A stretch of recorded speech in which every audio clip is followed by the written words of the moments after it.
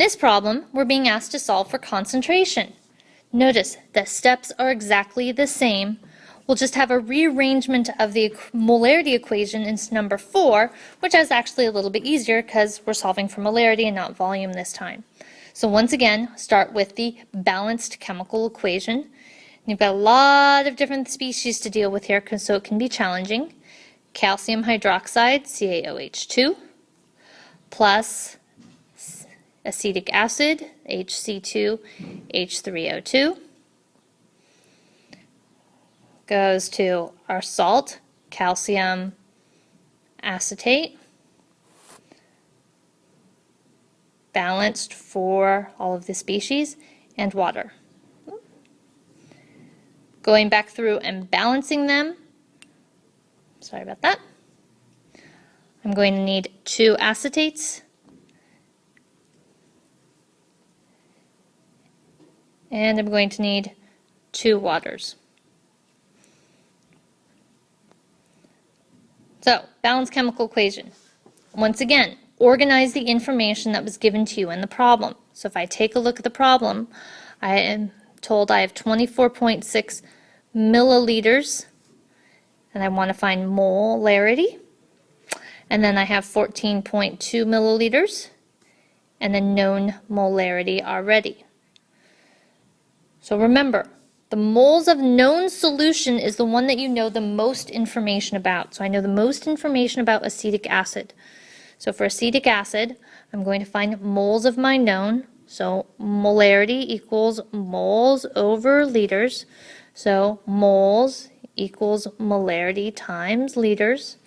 In this case, I have 0.0140 molar times 0.0142 liters. Remember, I've converted milliliters to liters, and I get complicated looking number 1.988 times 10 to the minus 4th moles.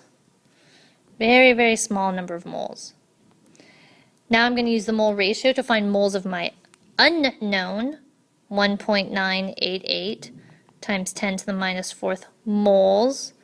This is of the acetic acid, right? So of H2, it's H,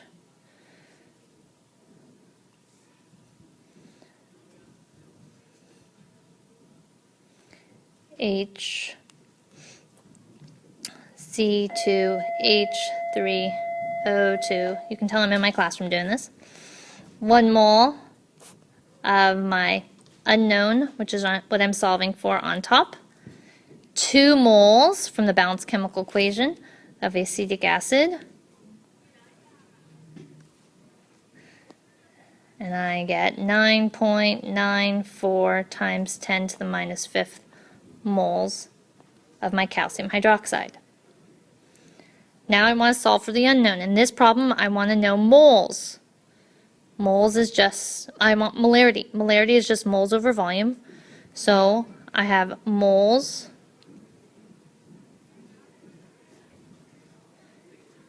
volume comes all the way from up here. Okay, so I've got to convert that into volume in liters, so 0.0246 liters.